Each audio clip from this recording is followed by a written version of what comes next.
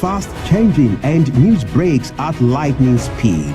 Let us guide you through events and stories about global narratives and developments in geopolitics, diplomacy, foreign affairs, and world economy. Get factual and multi-angle perspectives on stories around the globe. Global Television brings you Diplomatic Perspective with Ramsey Enoch Agbo. Diplomatic Perspective, the world in front of you.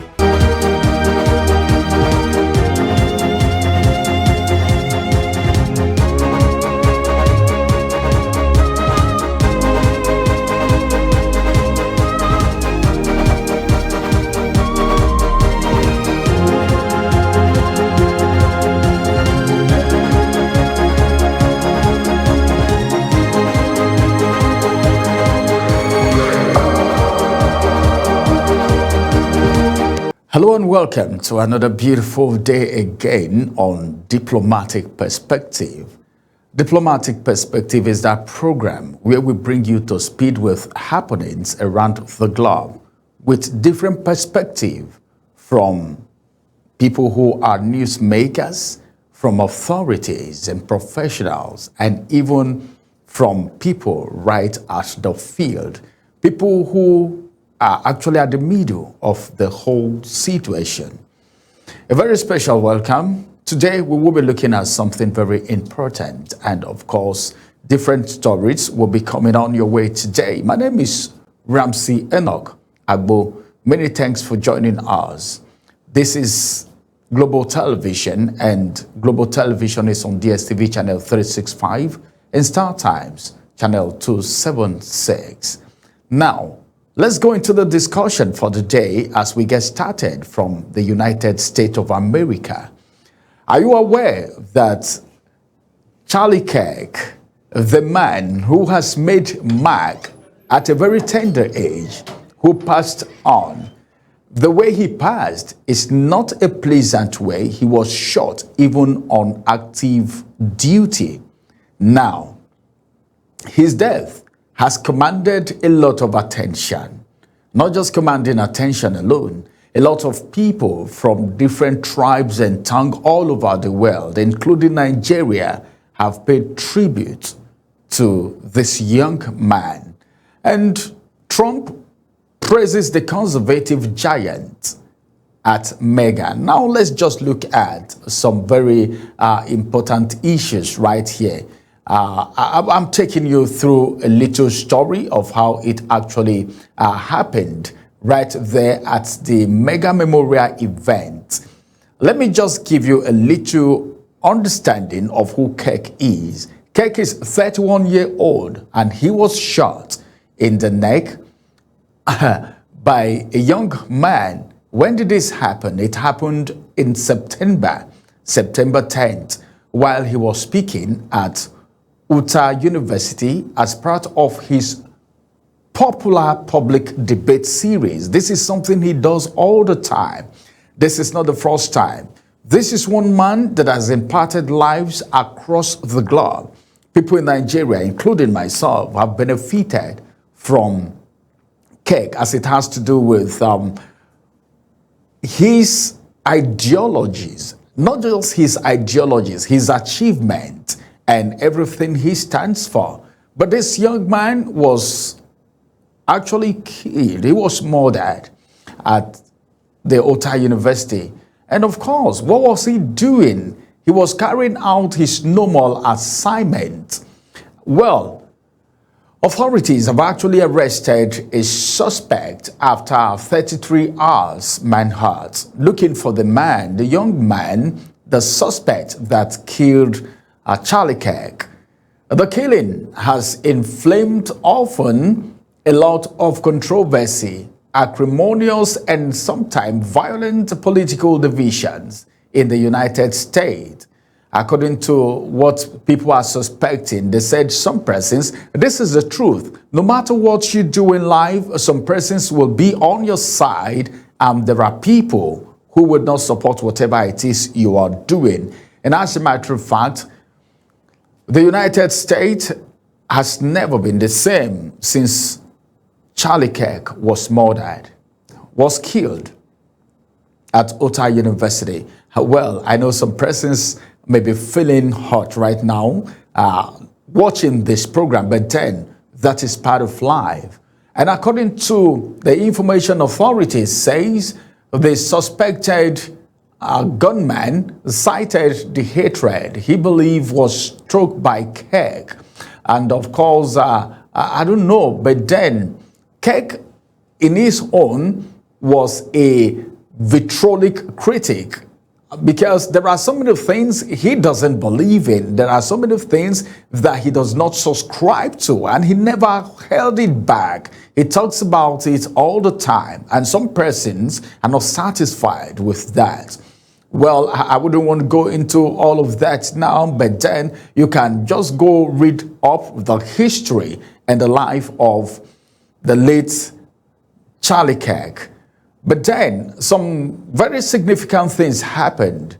US President Donald Trump called slain right-wing activist Charlie Kirk a giant of his generation at a massive memorial event that was marked by strong Christian rhetoric and, of course, praise for the main man.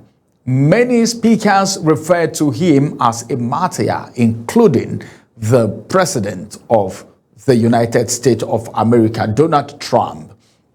If you've been following Charlie Kirk, you will know that he's one of Donald Trump's ally. Donald Trump is the President of the United States, and he was even at the meeting.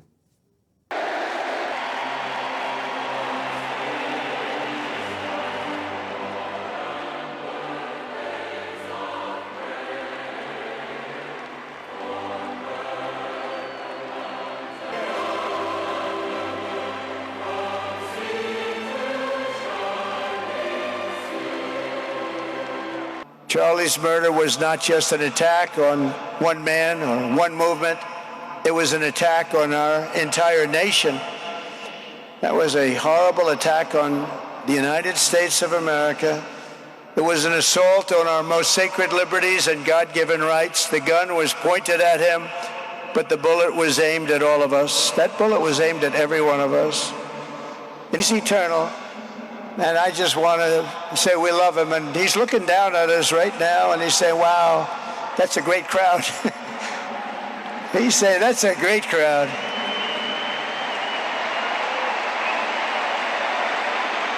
And it's a great crowd of patriots.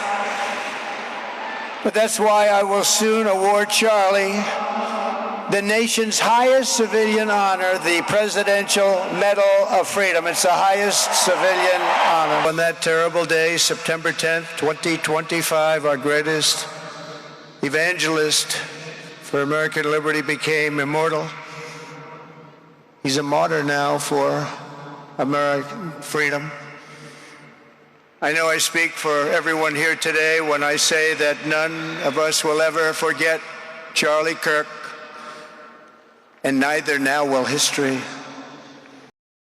Because today, America is a nation in grief, a nation in shock, and a nation in mourning. Less than 2 weeks ago, our country was robbed of one of the brightest lights of our times, a giant of his generation, and above all, a devoted husband, father, son, Christian, and patriot. Charles James Kirk was heinously murdered by a radicalized, cold-blooded monster for speaking the truth.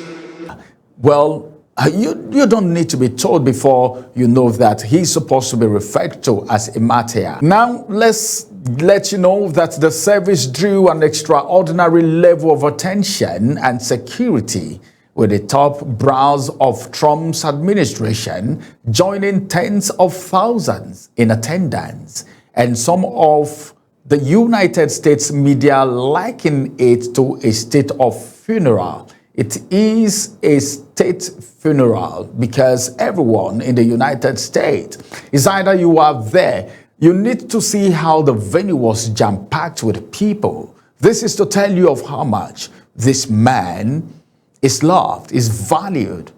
Life is all about impact. That's what I deduce from the demise of Charlie Kirk. But ahead of Trump's, if you could remember, address that day, the crowd heard speeches from prominent cabinet members, including Vice President himself, that's J.D. Vance, the Secretary of State, Marco Rubio, and of course, Defense Secretary Pete Hegseth. All of these people were in attendance and they spoke.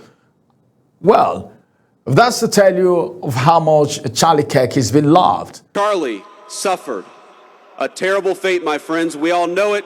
We all saw it. But think, it is not the worst fate.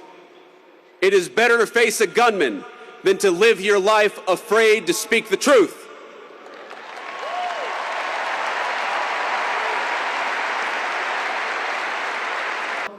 A warrior for country, a warrior for Christ. He ran the race. He finished the fight. Now it's our turn. My charge to all of you, live worthy of Charlie Kirk's sacrifice and put Christ at the center of your life. The highest calling we are called to is to be in a successful marriage and to raise productive children.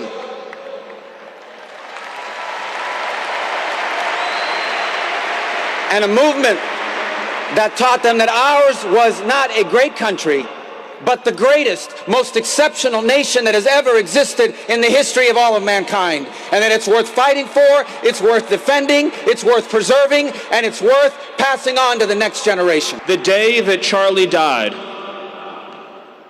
the angels wept, but those tears have been turned into fire in our hearts.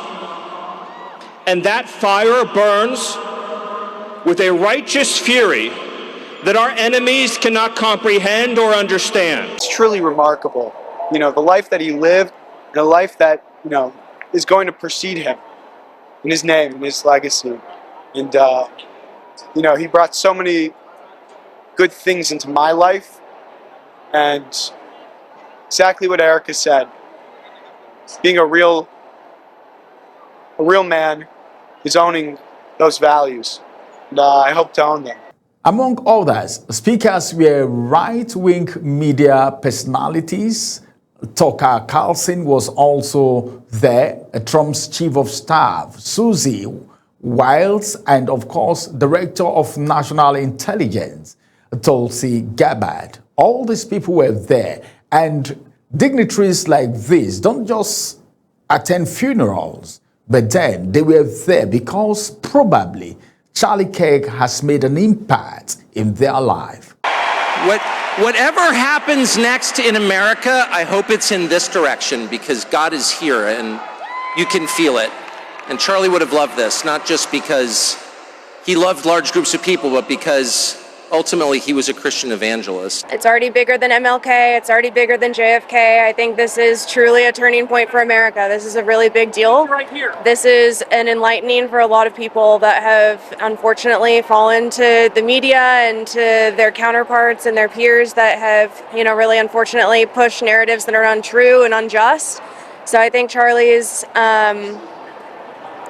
abhorrent death is one that hopefully will really truly cause a reckoning and a revival in America so that they can come back to Jesus. And the event was being hosted by Turning Point USA, a hugely influential youth political campaign group founded by Kirk that is now run by his widow. My God. The wife is now a widow, talking about Erica Kirk, who also spoke at the memorial. That young man on the cross, our Savior said,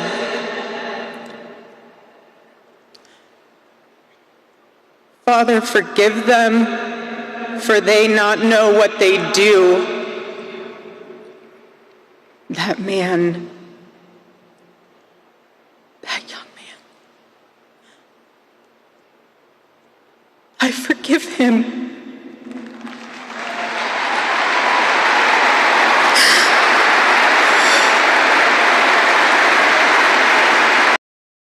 And so I promise you today, every part of our work will become greater. I am tremendously honored to be the new CEO of Turning Point USA.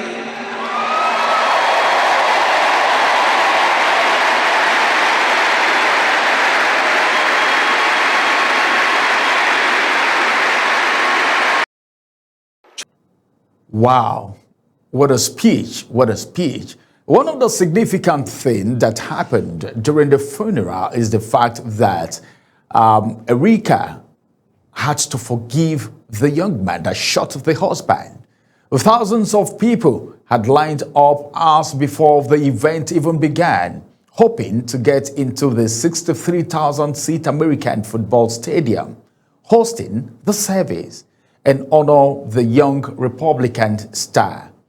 A close ally of the president, whose voter outreach is credited with helping Trump get re-elected.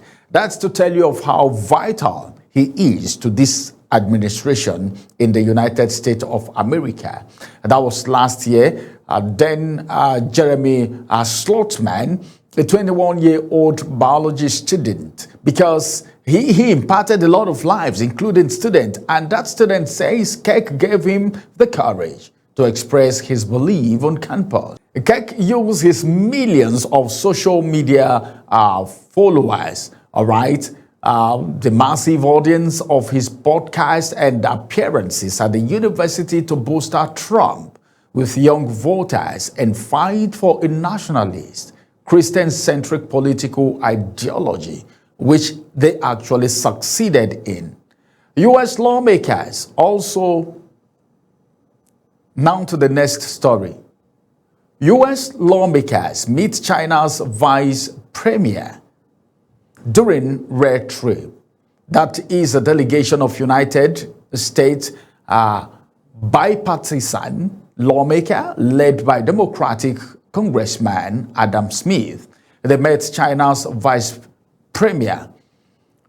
When it was a very good meeting and it happened in Beijing, and there's something he said at that meeting. If you want to describe it, it simply wants a fair trading relationship, and of course there are a variety of issues on both sides of the divide for the meeting.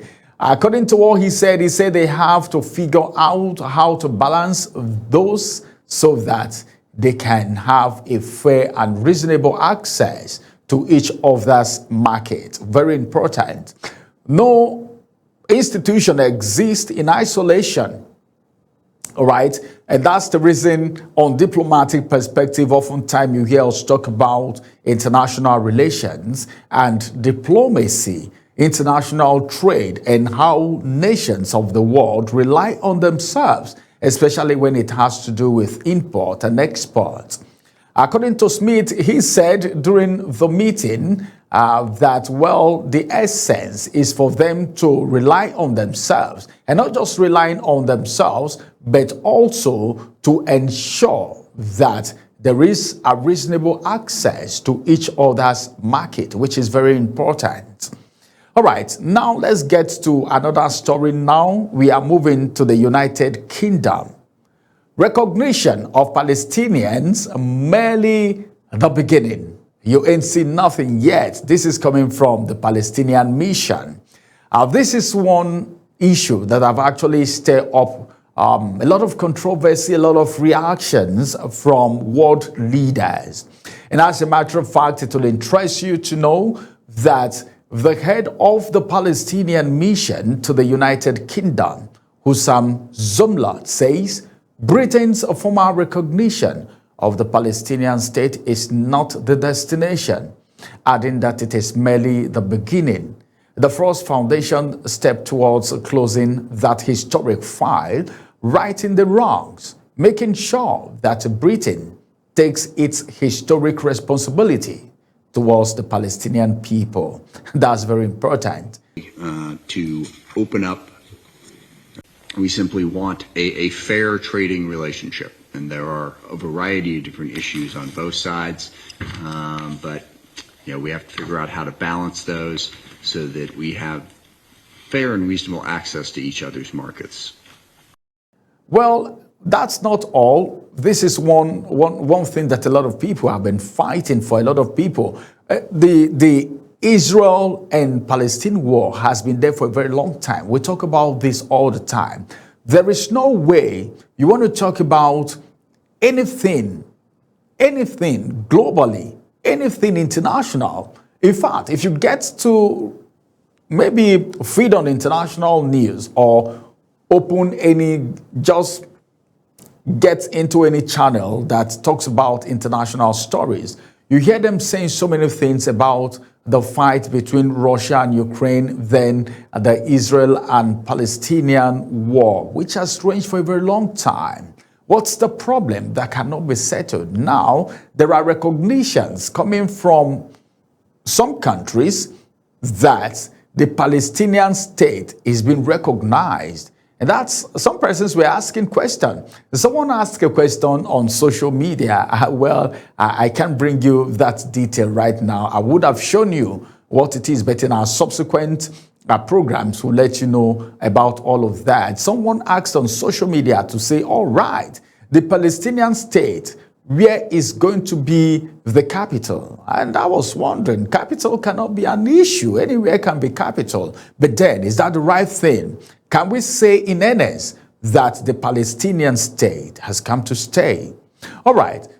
Now, still talking about the state of Palestine, the Palestinian state. And as a matter of fact, it will interest you to know that some people feel this is South Africa's moment for the Palestinians. The head of the Palestinian mission to the United Kingdom, Hussam Zomlot, says on Britain's recognition of Palestinian state, alongside the Commonwealth members like Canada, Australia.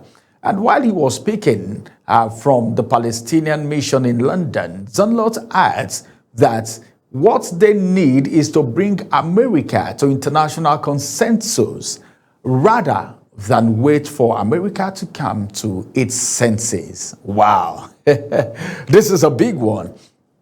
This is a big one. I'm going to take that. I'm going to just paraphrase that again. I'm going to say that again. Well, he said this is time for America to come to their senses, looking at this support, meaning America also should support. That's what he's saying in essence. But then I don't see America supporting the Palestinian state anytime soon, even if they will, which I don't know. I don't think it's going to be anytime soon.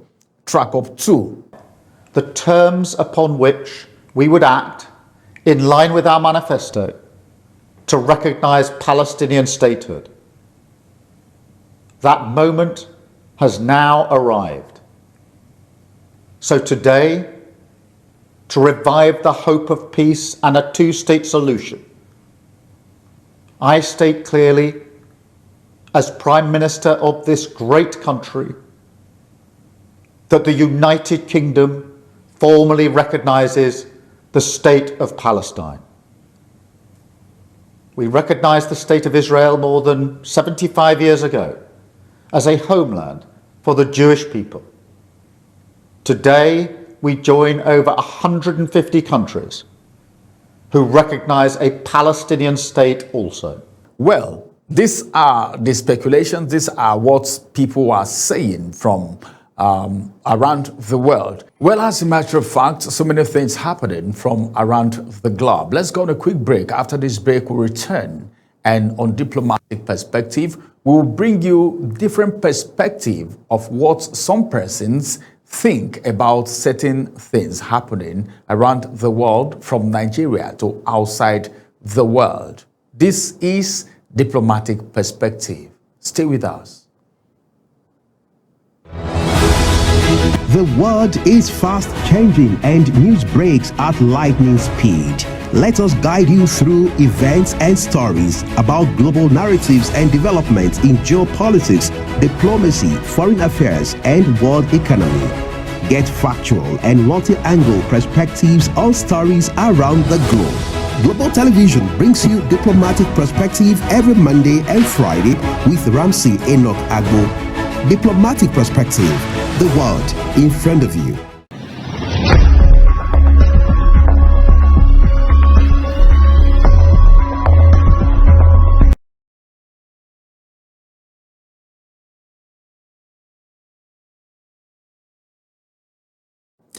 Welcome back from that break. It is still Diplomatic Perspective, reaching you live and direct from the nation's capital, Abuja. We are looking at different perspectives, some very major stories from around the world. Now, let's get to hear what some professionals have said about happenings around the globe. It's all about perspective.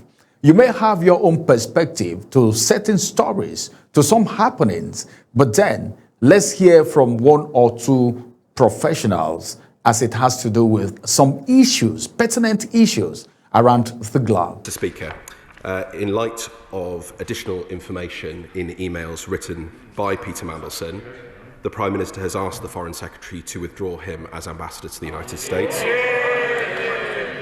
The emails show, Mr. Speaker, that the depth and extent of Lord Mandelson's relationship with Jeffrey Epstein is materially different from that known at the time of his appointment. In particular, Mr. Speaker, Lord Mandelson's suggestion that Jeffrey Epstein's first conviction was wrongful and should be challenged is new information. Then there's a problem. And like I said, we're beginning to see multilateralism win. And ultra-nationalist ideas are taking over, not just at the global level, at regional level, etc. We have seen what is happening with ECOWAS, the pullout of the Sahelian states to form ACE, Mali, Burkina Faso, etc. No, we should be seeing more collaboration, but we're seeing these things going, everybody's returning back to their various cocoon. All right. Those are perspectives from different professionals about some major happenings around the world. That's going to be the size of Diplomatic Perspective today. Many thanks for joining us. Keep tab on DSTV channel 365 and Star Times channel 276, where you can comfortably watch global television. And of course, on global television, we have a lot of beautiful programs lined up for you, including Diplomatic Perspective. And don't forget to follow us on all our social media platforms, now showing on your screen at Global TV NG. My name is Ramsey Enoch Agbo. Many thanks for joining us. Bye-bye for now.